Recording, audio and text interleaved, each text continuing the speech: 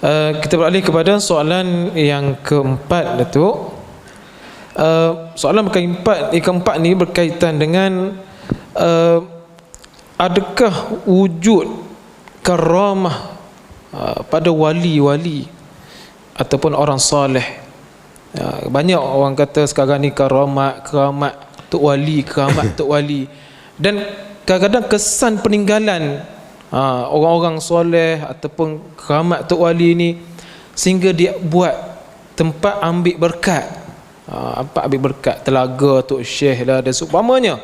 Jadi benarkah wujud karamah ataupun bolehkah diambil keberkatan peninggalan tu? Okey, Allah Ta'ala alam. Ada beberapa perkara istilah yang mungkin kita dengar, benda-benda yang dia panggil khawariqu lil adah. Al-khawariqu lil adah, benda yang orang panggil luar biasa, memecah adat.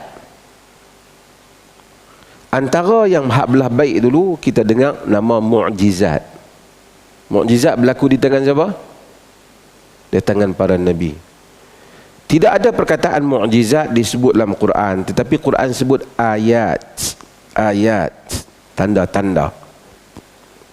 Ayat yang Allah bagi pada Musa, bagi kepada Ibrahim, bagi kepada ramai, termasuk Nabi kita Muhammad sallallahu alaihi wasallam, anbiya.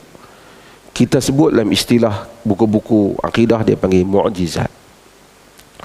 Mu'jizat berlaku pada siapa tadi? Nabi. Tapi jika berlaku kepada bukan Nabi, bukan benda tak elok, bukan dengan melalui perantaraan syaitan, amrun khariqun lil adah bi ghairi makrun ghairi makrun bi da'wan nubuwah, dia panggil. Benda yang berlaku luar biasa tapi tidak ada kaitan dengan pendakwaan diri sebagai nabi. Dia tak dakwa diri nabi tapi berlaku kat dia. Di sisi ahli sunnah wal jamaah mengakui adanya hal ini. Ahli sunnah kata ya, ada.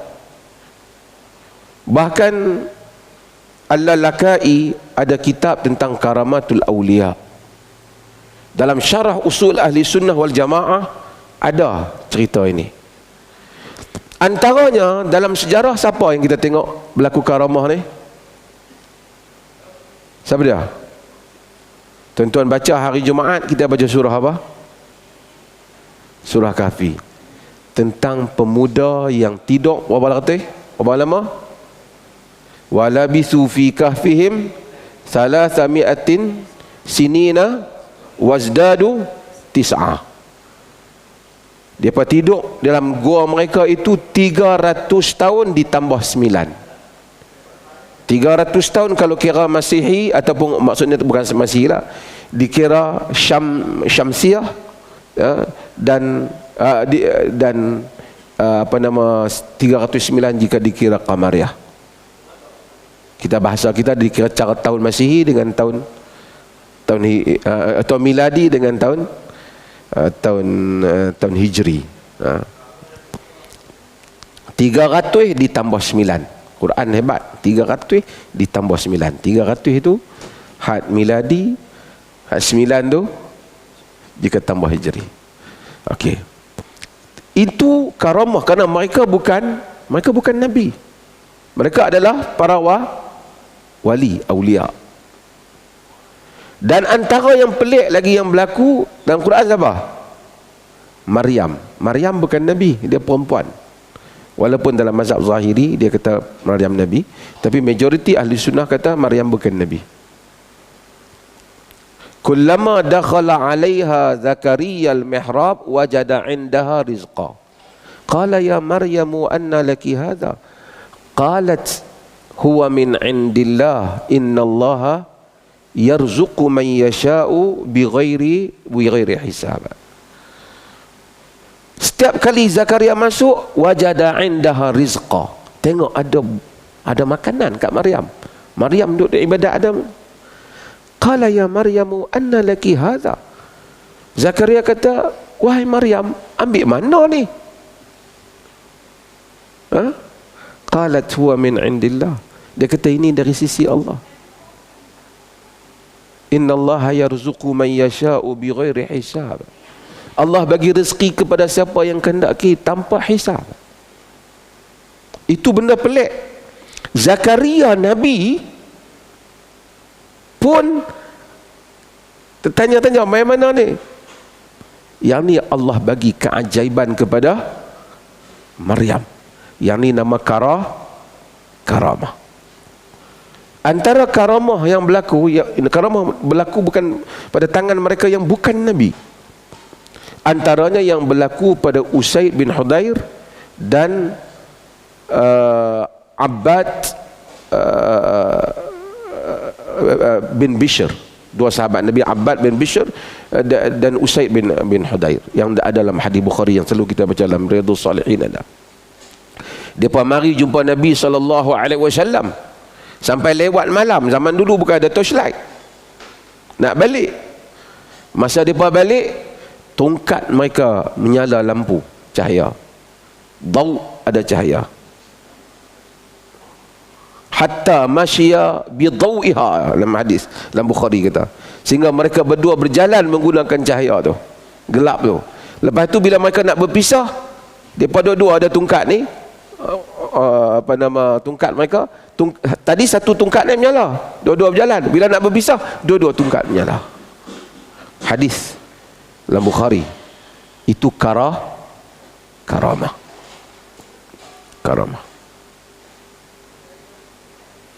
Lagi apa lagi? Abu Bakar Siddiq radhiyallahu an. Alam hadis Abu Bakar diriwayatkan oleh Bukhari, Imam Ahmad diriwayatkan juga dalam As-Sa'ad dalam Bukhari. Abu Bakar pernah satu hari dia bawa balik tetamu. Dan riwayat Aisyah tu dia kata dhaif atau adhiyaf, rawi syak, seorang ataupun ramai tamu. Lepas dia bawa ja'a bidhaif atau adhiyaf, dia datang bawa seorang tamu atau beramai tamu. Abu Bakar ni dia sibuk urusan dengan Nabi. Dia bawa balik tetamu rumah isteri dia, bagi kat isteri dia, suruh layan tetamu ni, bagi makan. Dia pi keluar kat Nabi. Dia urusan dengan Nabi sampai lewat baru balik. Isteri dia ni berjamu makan, suruh tetamu makan. Tetamu tak mau makan. Kita tunggu Abu Bakar balik lah. Bila Abu Bakar balik, Abu Bakar ni orang sibuk. Dia balik-balik, dia tanya isteri dia, asyaitihim, bagi dia makan ke? Dia kata tak, dia tak mau makan. Abau, mereka tak mau makan. Hatta taji'a, dia kata tunggu dia balik lah. Dalam riwayat hadis tu Abu Bakar nak angin, marah. Dia kata sab, Abu Bakar ni masuk, kita kalau sab ni macam cerca lah, maki cara Abu Bakar lah. Macam kita mungkin kata, tak guna orang duk suruh makan dulu yang duk tunggu aku. Pasal apa? Orang ada kerja, macam tu lah kat. Dia marah kat tamu dah. Fahalafa alla yata'ama, dia sumpah, aku sumpah aku tak mau makan. Dia marah, duk tunggu aku pun tak mau makan, kan? Fahalafa alla yata'ama, tak mau makan. Lepas tu isteri dia pun tengok tu, dah hang sumpah tak mau makan, aku pun tak. Fahalafat alla tat'ama hatta fahalafa la tat'amu hatta yat'ama. Dia sumpah tak mau makan sampai Abu Bakar makan. Nak ceritalah hadis ni, tetamu pun dengar pakat duk tak mau makan, tamu pun sumpah tak mau makan juga. Kata Abu Bakar, hadhihi minasyaitan, ni jadi setan lah kita ni, duk lawan sumpah tak mau makan. Kata Abu Bakar, wa mari makanan, fa akal wa akalu. Abu Bakar makan, dia pun semua pakat makan. Dia kata wa ja'alu yarfa'u luqmatan, dia apabila setiap kali depa angkat, apabila depa angkat makan tu, raba min asfaliha aktsaru minha. Setiap kali dia angkat makan tu, nak makan, makanan tinggal ni lagi banyak duk naik. Sampai isteri dia kata, macam mana ni bukan? Isteri dia kata dia jadi lebih banyak daripada kita masuk tadi. Pakat makan habis. bawa pergi cerita kat Nabi, Nabi ambil makan sama. Ini adalah merupakan apa?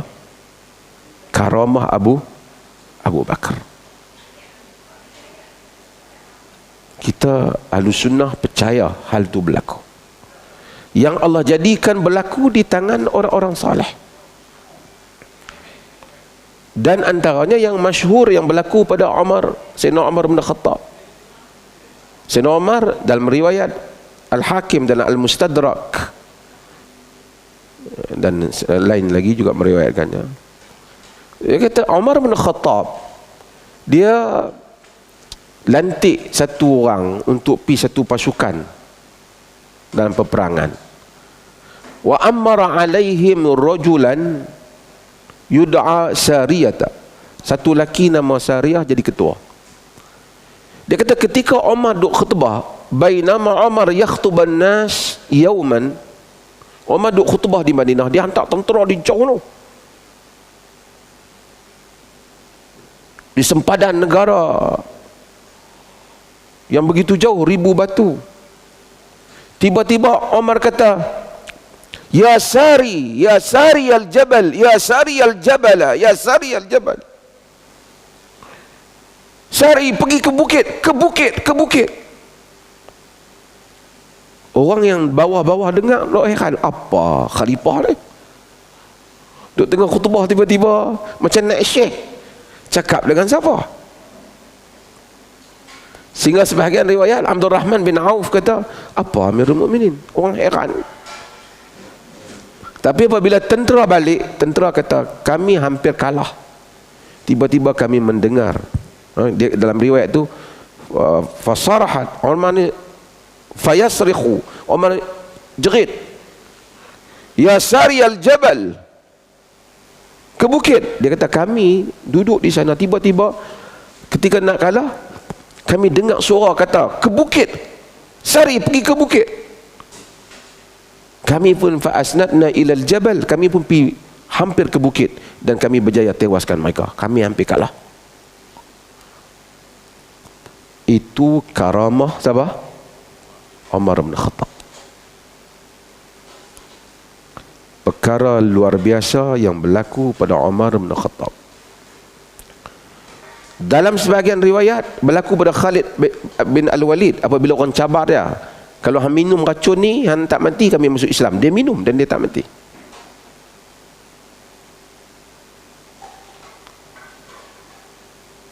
Antara juga yang disebut dalam riwayat ialah Safinah Maula Rasulullah sallallahu alaihi wasallam. Ummu Salamah, isteri Nabi ni, dia ada seorang hamba lelaki. Nama dia kita pun tak pasti. Tapi lelaki. Bila Ummu Salamah bebaskan dia, Arab ni bila kita hamba yang dia bebaskan, kita panggil maula. Nabi satu hari panggil kat lelaki ni, hamba bebasan yang dibebas, ex hamba, dengan Ummu Salamah. Jadi Ummu Salamah tu isteri Nabi. Dia bawa barang banyak sangat. Nabi panggil kat dia Safinah. Macam dengan kapal dia. Tanggung barang. Safinah. Dia ni pada satu masa, dalam riwayat dia kepada akhta al-jaish, dia tersesat, tinggal daripada tentera, dan pergi bi ardir Rum, sebahagian riwayat di bumi Rum, sebahagian kata kapal dia pecah, dia sampai pada satu tempat, tengok ada singa besar duk tunggu di tempat tu. Mungkin belah kawasan di Afrika ke apa, ataupun belah kawasan di Rum ke apa, sebahagian kata belah Rum. Singa nak terkam dia. Dia kata, ya Abul Haris, Arab ni panggil kat singa Abul Haris, wahai Abul Haris, ana safinatu maulta Rasulillah, aku safinah bekas hamba nak Rasulullah. Wali kait wa kait, aku dulu pernah begini, aku dalam keadaan begini. Singa tu dalam hadis tu dan riwayat tu dia kata basbasah. Arab ni basbasah ni, tengok kucing ataupun anjing, singa bila dia apa, dia gerakkan ekor dia tu, maksudnya dia tak ni, Bahkan dia tunggu, bahkan dia ikut safinah tu. Setiap kali dia dengar suara singa ni, yahwi ilaih, dia nak pergi terkam pada suara tu, kerana dia jaga pula safinah ni. Ini juga merupakan karamah. Banyaklah lagi karamah yang berlaku, yang disebut di dalam sejarah orang Islam. Ya Allah jadikan berlaku di tangan orang-orang saleh. Ahlus sunnah tidak menafikan hal ini, mengakui hal ini. Boleh berlaku. Kadang-kadang karamah ni bukanlah menunjukkan karamah ni orang tu lebih hebat daripada orang lain. Kadang-kadang Allah jadikan kerana Allah nak menguatkan iman dia. Sebab itu kita tengok banyak cerita karamah berlaku di kalangan tabi'in lebih banyak daripada cerita berlaku di kalangan sahabat. Allah kuatkan iman. Abu Muslim Al-Khawlani umpamanya, dia dibakar oleh musuh, tak terbakar, sehingga Sayyidina Umar kata, engkau macam Ibrahim umat ni. Allah jadikan keajaiban mereka. Cumanya kita bila beramal soleh bukan nak cari karamah, kan? Sebab tu para ulama disebut dalam hadis, kun taliban lil istiqamati wala takun taliban lil karamah. Jadilah orang yang mencari istiqamah, bukan mencari karamah. Kerana antara bukti satu orang itu karamah, Allah muliakan. Karamah ni masuk karamah, kita duk sebut keramat, tu keramat. Karamah ni masuk Allah muliakan. Bukti satu orang tu ada karamah, dia istiqamah dengan satu pegangan agama itu sehingga ke akhir hayatnya. Itu karamah dia. Bilal yang boleh duduk letak batu tak berganjak tu karamah besar. Sahabat yang menghadapi macam-macam, dibunuh tak berganjak, karamah besar. Benda tu bukan semua orang boleh buat. Kadang-kadang Allah muliakan hatta kita yang melazimi salat, itu karamah. Tuan-tuan, kalau orang yang tak kaki semayang ni, Allah nak semayang pun susah dia. Karamah. Orang-orang yang boleh berpuasa sunat, karamah dia. Allah muliakan dia.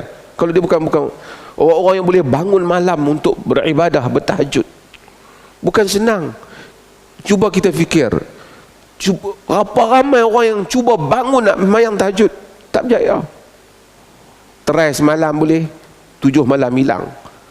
Setahun 2 kali pun ya, kan? Tapi ada orang Allah bagi karamah. Puasa juga, sedekah. Sebagai orang, dia sedekah, kita tengok, oh Masya Allah, dia sedekah. Karamah dia istiqamah sampai ke akhir hayat, bersedekah. Ada orang istiqamah mai semayang jemaah, jalan kaki mai semayang.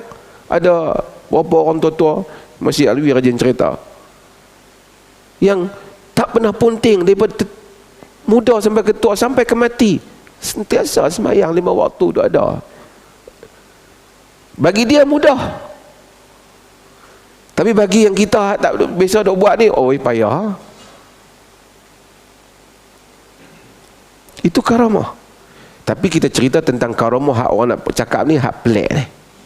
Berlaku tak? Berlaku. Taklah menunjukkan tabi'in lebih mulia pada sahabat, tapi Allah jadikan.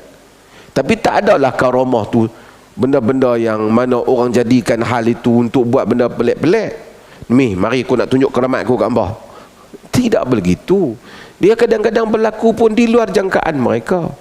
Ketika mereka memerlukan, Allah nak tolong dakwah mereka, Allah nak mudahkan urusan mereka, tanda Allah sayang kat mereka, Allah bagi benda-benda yang luar biasa, akal tak boleh fikir, hal itu berlaku pada mereka. Khariqu lil adah, luar daripada memecah kebiasaan, hal itu berlaku. Kepada kita juga mungkin dalam hidup kita banyak hal-hal yang luar biasa berlaku, tak sangka-sangka berlaku pada kita. Habis dah culaan kebiasaan ni, semua habis dah. Tapi berlaku karamah, Allah muliakan sebagian hamba Allah. Tapi tak adalah sebahagian orang tu dia kata karamah dia tu masuk kedai, pergi ambil barang, toki kedai tak perasan, Tu bukan karamah, tu curi barang orang. Lepas tu karamah dia tak payah semayang. Tak ada lah. Sebab itu para ulama atau para ulama sufi yang saleh, yang mustaqim dengan kitab dan sunnah, dia kata idza ra'aita rajulan yatiru fil hawa fala taghtar illam yakun muwafiqan lil kitabi was sunnah. Jika kamu melihat satu orang terbang di udara pun, kamu jangan heran sekiranya dia tak menepati kitab dan sunnah. Kerana satu selepas daripada karamah, ada juga benda lain yang boleh pelik juga. Sihir. Boleh berlaku istidraj. Ibnu Taimiyah rahimahullah, dia sebut tentang tempat zaman dia, ada orang yang duduk di Syam boleh membawa makanan daripada Yaman. Ataupun pelik. Orang kata dia karamah. Sebenarnya dia tidak. Dia melalui jin dicuri makanan.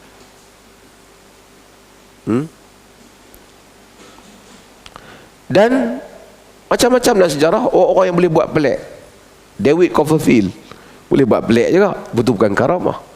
Sihir, iaitu benda yang berlaku biwasitati syaitan, dengan perantaraan syaitan. So kita kena bezakan. Bila berlaku karamah, tanda Allah muliakan orang tu, tapi bukan semestinya dia maksum. Dia maksum. Bukan dia menunjukkan dia maksum. Allah muliakan dia dalam kes tu. Tanda dia Allah suka kat dia. Mungkin kes lain, orang lain pula ada. Sebab itu kita jangan jadikan orang kerana ada satu kejadian pelik pada satu orang, lalu kita gulu melampaui padanya. Wallahu ta'ala a'lam.